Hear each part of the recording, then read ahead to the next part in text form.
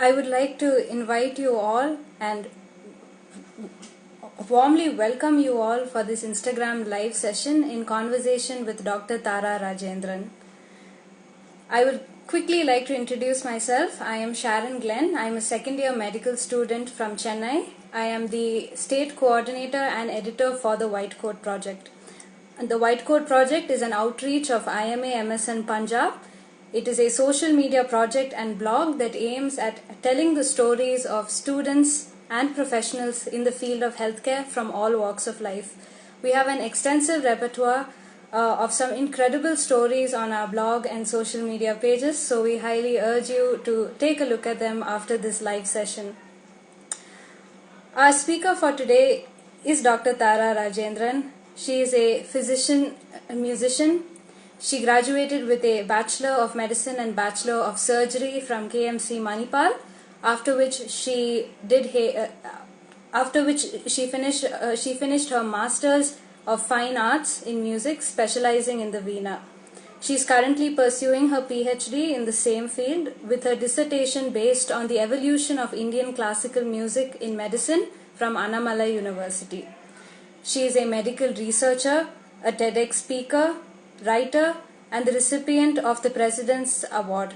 And above all, she is incredibly passionate about her work in music therapy and its incorporation into medicine, more specifically in oncology. We are extremely grateful and honored to have you here, ma'am. I will now invite you to join the Instagram live session so that we can begin our discussion.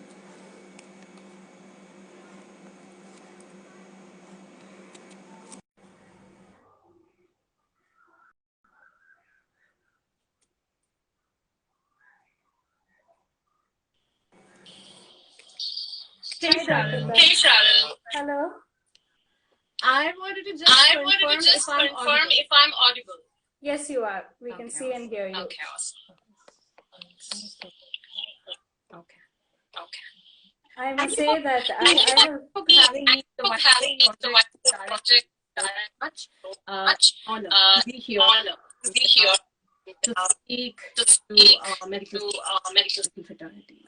I must say it's an absolute honor for me, especially. I've been following you and your research and what you've done for such a long time, and to be able to speak to you in person feels absolutely surreal. Something I definitely will not forget. So I'm really grateful that you were so gracious to accept our invite for this live session. More of a discussion, less of an interview, Dr. Tara.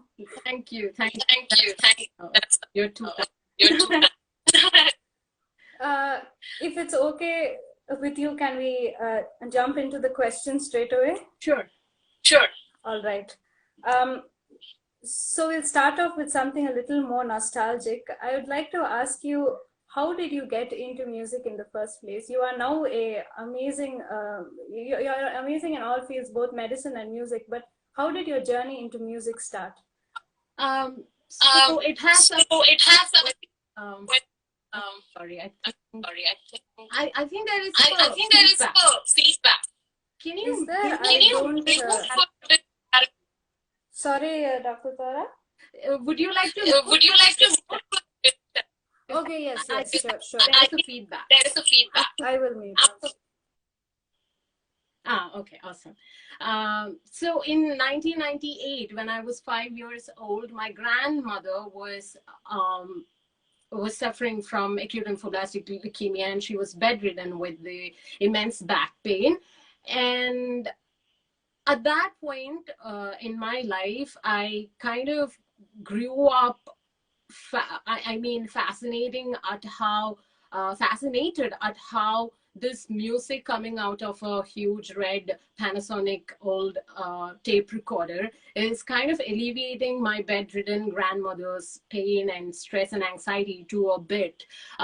So I think my parents, my mother and my uncles, they were both revering music so much because of this particular anecdote. And my grandmother passed away late 1998, and then because of their adulation towards music, I was put into vocal lessons first. I was just 5 years old. That is how I was introduced firstly, and then a couple of years later I was put into Saraswati Veena lessons. So I think my introduction to music has a lot to do with music's therapeutic effect, but it did not come really from intrinsically, like I was I think I wanted to be in music, but it was my family's adulation towards music that brought me into music. And afterwards, obviously, I was really passionate and fascinated by music. Yeah. So you obviously started your journey in music from a very young age, and your story about your grandmother, I'm sure, is extremely important to you, and it holds a lot of meaning. But was it the same for medicine? Did you also, from a young age, was it told to you, or did you have an inclination towards the field of medicine? How did you get into it?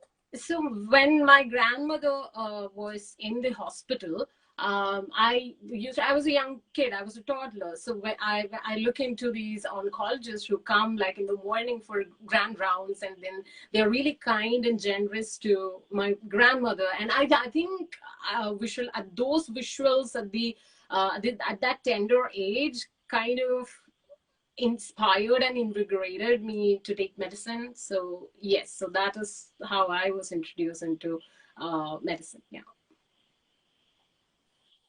So when you joined an MBBS course, did you think that you would sort of incorporate your love for music into medicine? Was that something you had planned in your mind, or did it just happen organically? No, actually, I wasn't. So I think when I joined med school, until then I was, and before med school, I was performing at these elite and erudite, National Music Festival performances, and the audience will be some, performing musicians or musicologists, someone who is like extremely who are kind of like they know about music, and they are kind of not patients, but just musician artist, and like the aesthetic of music. But in medical school, I did see a lot of patients suffering, and I was particularly interested in oncology, so I did my rotations in oncology. So I did see a lot of patients suffering from a lot of stress and anxiety, etc. But it was only when I suffered from a physician burnout as a final year medical student. It was an OBGYN rotation, and then one day I was really exhausted emotionally, physically, and then when I reached back to my hostel, I was away from all of those performing music, but I did have my Veena in my room, and then I took my Veena and performed for a couple of minutes, and I felt really good. And then in my final year of medical school, I did go to pursue clerkships at Harvard and Cornell, etc. Particularly, like at Harvard, there was a mentor, and I gave, like, on my last day, he knew me very well. He knew I was interested in music, and as well as in oncology. And then I gifted him a souvenir, like a small tiny Venus figurine. And then he said, oh, okay, why don't you explore the intersection of music and oncology? And he connected me to a leading music therapist at Drexel, Philadelphia. And then she kind of walked me through the academic music therapy, the research that's going on at the moment in music therapy. And I was really I think bewildered at the moment. I was like, oh my God, where was I all this while, right? Yes, and that is how exactly I started. But it took, like, again, another year. When I was at Stanford, I started doing these advocacy lecture concert series. So it wasn't something suddenly came. I mean, it wasn't like a well thought out process, but it kind of came through like these instances like this. Yeah. So you either found your way into music therapy, or music therapy found you, depending on how you look at it, I'd say. So, in your experience, Yeah. obviously you have experienced the sort of the joys and benefits of music on a personal level. But in terms of a patient or a professional level, what do you think music does to people, especially in a clinical setting?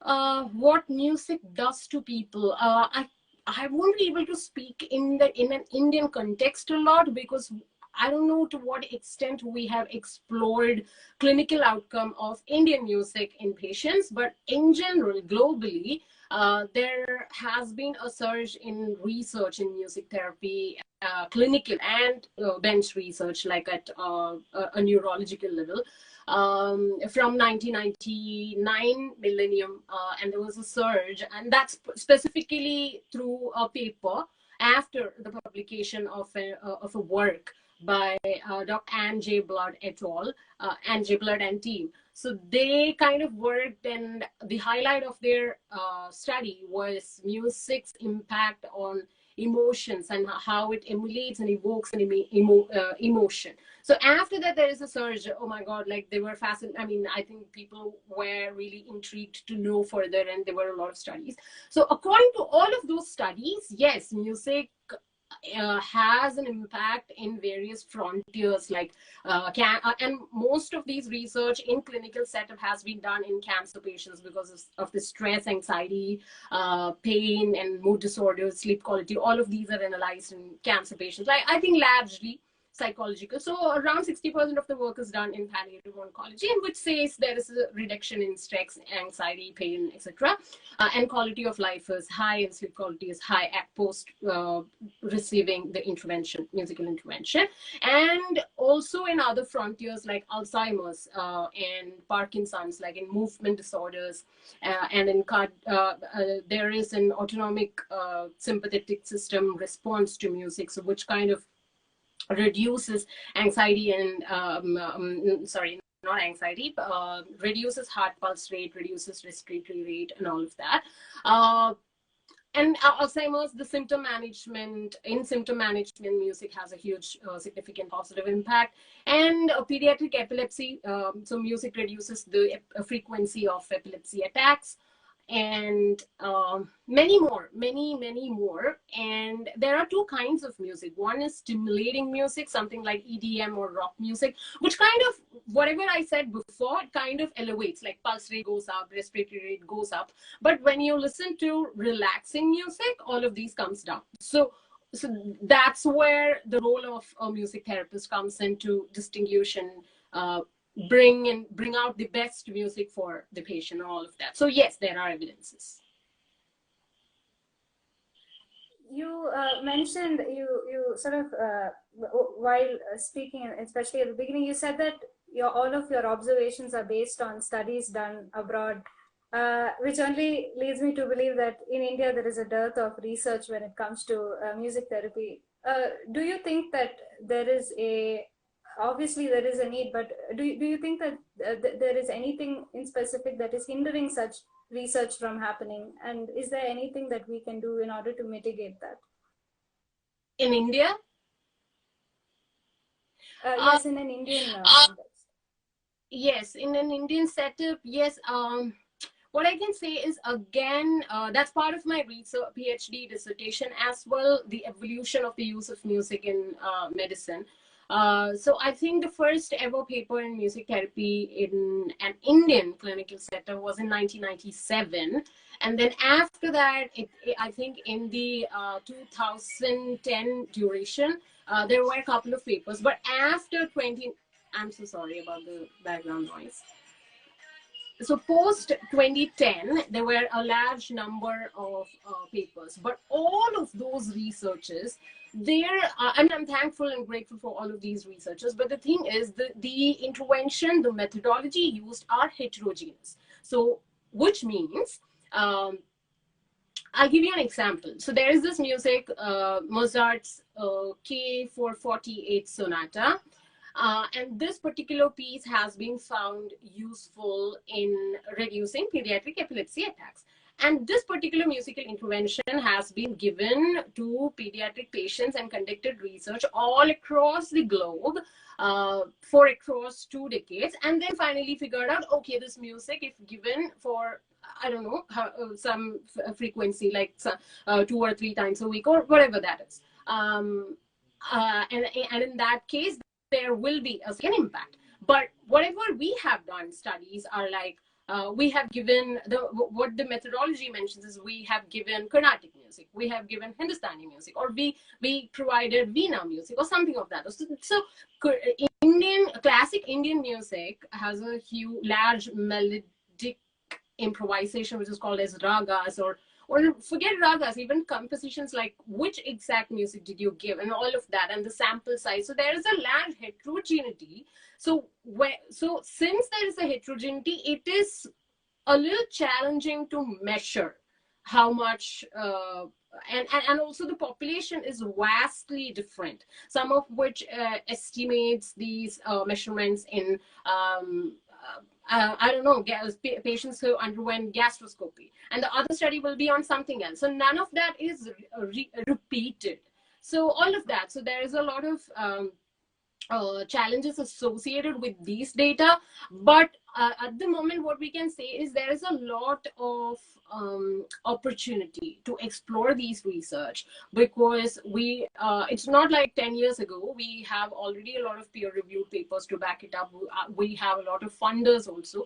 But compared to the past, we do have a good amount, so we can work on it. So that is why my advocacy programs, I'm kind of talking to a lot of medical students to come up with randomized control trials, and it is possible, but it's important to understand these deficiencies first. Then it will be easy for us to bridge these gaps. Yeah. So, like in the near future, would you say that music therapy being something that was maybe in every major hospital in a city, would you think that that is something that is reasonable to expect? Or I'm sure that there would be some constraints in terms of money, particularly from a patient side, if that has to be given in order to receive music therapy. Do you think that it's reasonable to expect the field to grow if all of us sort of pitch in, all of us young medical students and doctors who are interested in the field? So there are 2 kinds of music therapy. One is therapeutic, second one is clinical. So clinical can, according to definition, like aimed. So when we have definitions for everything, right? Hypertension, diabetes, and all of that. So who sets these limits or range of blood sugar level and all of that? So this is all set by a fraternity, right? There is a medical fraternity, maybe that's American Association of Cardiology and all of that. And these fraternity will decide a definition. And I think every 5 years, these guidelines, they kind of paraphrase or kind of change these guidelines or work on it. So something of that sort is there in music therapy as well. And one of the things I would like to mention here is we kind of use this term music therapy very casually, but I would like to say that it is same as it must have the same gravitas like chemotherapy. Right. We don't just say take a paracetamol or Tylenol and then say I received chemotherapy, right? Just like that. So music therapy, according to the definition, it's only music therapy when it's given by a board certified music therapist. And second one, it has to be based on evidence based, and it has to be for a stipulated amount of time and to a stipulated disease population, etc., etc.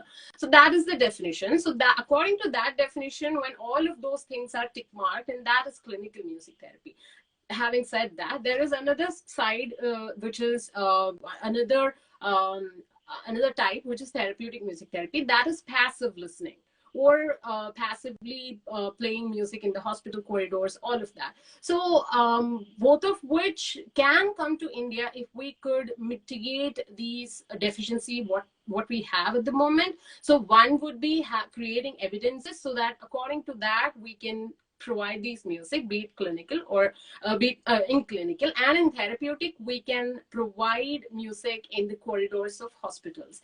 And as far as I know, I do gauge we need so much of funding for this. If we are just giving recorded music, let's start with that. Live music might have more, might need more funding perhaps, but for recorded music, therapeutic music therapy, we don't need as much funding. So we can do that. But that's therapeutic. Like every hospital having these PA systems and playing music is kind of less challenging. But coming to clinical music therapy, creating evidences, that's with the medical student aspect and the physicians and those who are working in the clinical setup, they can work towards that. And secondly, and it is only called as clinical music therapy when a music therapist provides it. So India do not have a board certified music therapy training program. And for that, we need to have, as I started with, we need to have a fraternity of physicians, physician musicians, and musicians to set a guideline and work on that. So it's not challenging, but yeah, I think we could definitely see something of that sort coming up in the future. I think that was a very practical answer, but a very heartening answer. It tells us that it is well within our reach. And speaking of this, you yourself have taken up a very ambitious project in 2019 called Oncology and Strings. Do you mind telling us a little bit about this project and what was your aim in starting it? Sure. I think my aim, as I started in the beginning, as I said in the beginning, is to explore the intersection and kind of bridge these deficiencies. So what are our deficiencies? First one is evidence, which I think we need to kind of spread awareness among those who can do a research in a clinical setup. And secondly, to build up a fraternity. So if we have to go in an administrative level, first we have to show, okay, these are the evidences. So I kind of worked backwards and I started off, I think it's very important for all of us to know where we stand. I mean, until we stand on the same page, we won't be able to work towards mitigating these deficiencies. So that is when I started with these lecture concert advocacy programs. I started this at the Stanford University campus. It started as a very tiny, in front of a tiny audience. I had my oncology mentors at Stanford. I had my nurse practitioners and all of that, my colleagues. And then when I returned to India, our dean at Kasturba Medical College invited me to launch it in India. So we did that. And after that, I traveled to Tata Memorial Cancer Center. And there was this international IAPCON 27th International Association of Palliative, Indian Association of Palliative Care's 27th International Conference, and many other places. I traveled all across India, and I think what I also thought was, yes, along with advocating, and there are medical students who kind of reached out to me. They are starting these RCTs or case control studies, which is really heartening. And secondly, I thought, there is a possibility to play therapeutic music therapy. So why don't I play music? And because I think sometimes downloading from all of that would be a little tricky, so copyright issues and whatever. So I thought of lending and recording and lending absolutely free, copyright free music to these NGOs and hospice and cancer centers. And I think like over the last 2 years, I've been able to reach out to over 10,000 patients. So it was all possible due to these NGOs and who are working, who are doing this commendable, brilliant work. So yeah, that is how. Yeah. I mean, it's amazing the reach that you could have by simply doing what you love, which is recording music and having it reach people, I'm sure, all over the country. Is there anything as medical students we can do to get into music therapy? Say for somebody who hasn't really gotten into the field today. Obviously, there is research, but is there any other way? through the project that you have started on College Strings or otherwise? I think the best thing what we can do right now would be creating evidences, because there's a dearth of these cases. I mean, clinical trials and all of that. I think that would be the first priority, and I think secondly, I think if you can for yourself play music. And the thing what I noticed is physician burnout was a huge issue globally. And before the pandemic began, it was reaching a pandemic level, like globally. So, and after the pandemic, we can only imagine. So this is a global scenario, but in lower middle income countries like India, we haven't even appreciated the term, oh, physicians can also go into burnout and exhaustion. We are alien to that term, physician burnout.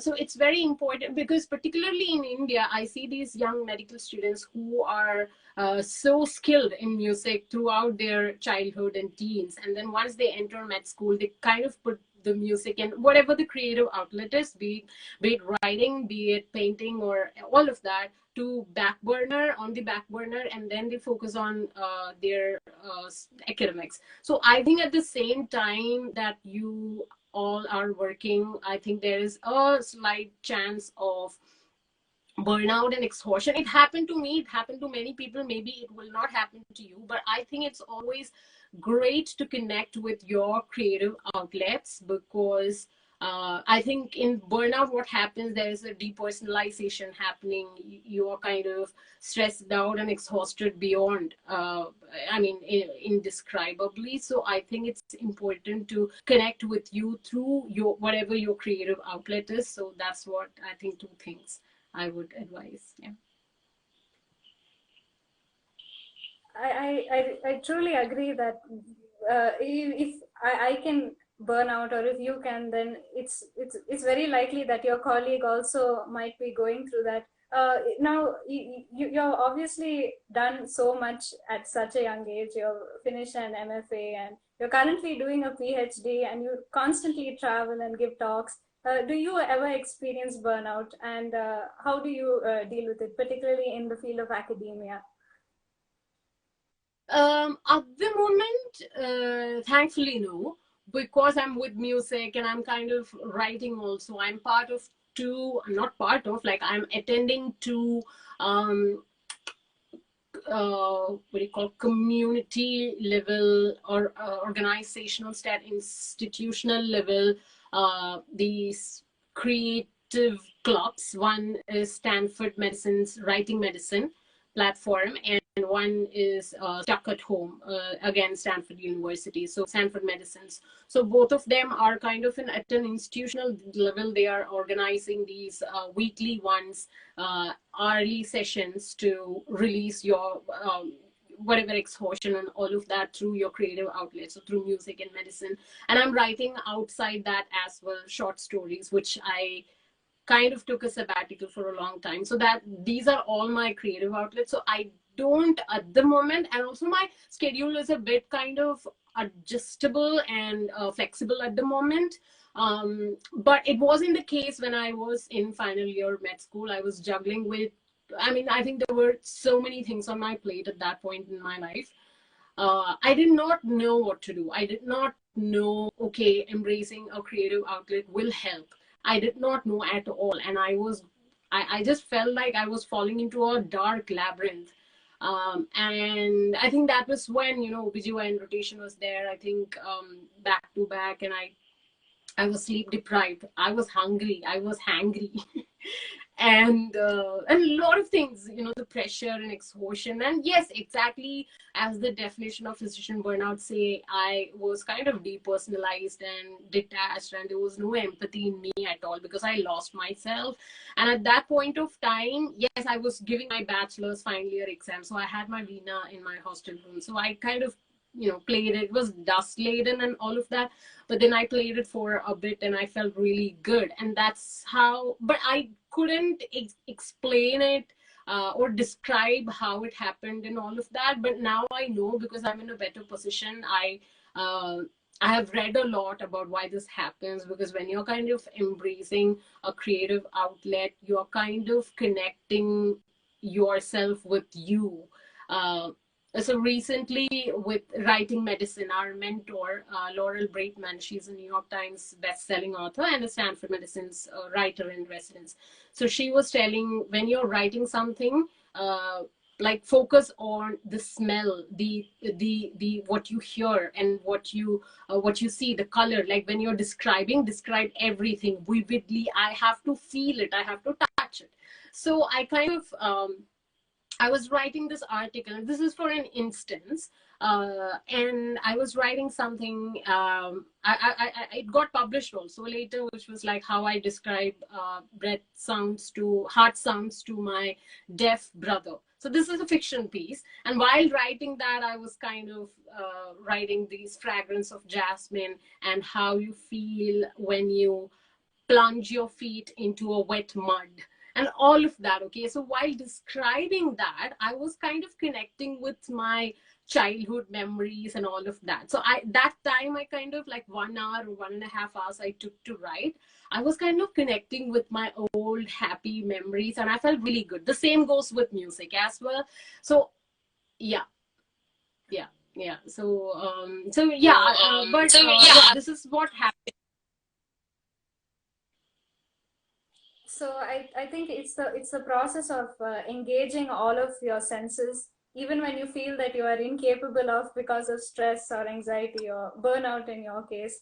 I truly resonate with that, as somebody who does play music and truly enjoys music, and having abandoned it for a long time and getting back into that in medical college has truly been something that I'm extremely grateful for. Um, I think our last question would be, what do you see yourself doing in 5 years, Dr. Tara? You have done incredible things till now, but if you could sort of like if you could project what you would like to be doing in 5 years, or what you intend on doing, could you tell us? Like, Yeah, I think I'm hoping to complete my PhD, number one. And two would be taking oncology and strings to I think to an to a a level where music is at least incorporated in a couple of palliative cares and oncology centers, as a, not as how I am, right now lending music, but kind of established into their hospital system, like maybe working on pulling some funding for buying the PA systems and earphones and headphones and all of that. That is two. And third one, I would love to, maybe towards the end of the 5th year or something of that sort, I would love to come up with a solo instrumental album. Hopefully. Yeah, I think, yeah, at the moment, these are only, but the thing is, if you ask me, like, if you had asked me in 2019, like January or February, like, what are your 5-year plans? I would be like, I don't know. I would love to enroll on the PhD, work on it, do my residency or anything, like post graduation or something of that sort. But I would have never imagined of oncology and strings. It's kind of came up somewhere in the middle. So it's kind of, let's see. Yeah. I think that's a very hopeful answer. I'm sure if you release any album, I'm sure a lot of people are going to really enjoy it and also benefit from it. I don't think we have any more questions. If any of the audience has any questions, you can please put that in. If not, I think we can go ahead and and conclude, I once again I'm so incredibly grateful for you joining us, Dr. Tara Rajendran. I'm sure a lot of medical students who have tuned into this and who will be tuning into this after it's up on our socials will definitely benefit, and hopefully they'll take away something um, that's of value from this. It's been an absolute pleasure talking to you. Like I said, I never imagined I would be sitting and having a very meaningful chat. So I'm extremely grateful for this opportunity. Oh, that's very sweet. Thank you so much. Thank you. Do you have any questions? I'm taking a look. I don't think there are any more questions. There was one question that had come from the audience, I think, which we had asked. But I would just like to announce that the story of Dr. Tara Rajendran will be put up on our White Coat Project blog and social. So please do give that a read. It's kind of an extension of this chat that we had right now. And yeah, I once again thank all of you for joining in. I thank the White Coat Project also for hosting us. And yeah, I hope to see you soon in another White Coat Project interview. Have a great evening, y'all. Any parting words, Dr. Tara? Thank you. Thank you, White Coat. Thank you, Dr. Tara. Thank you so much. Bye.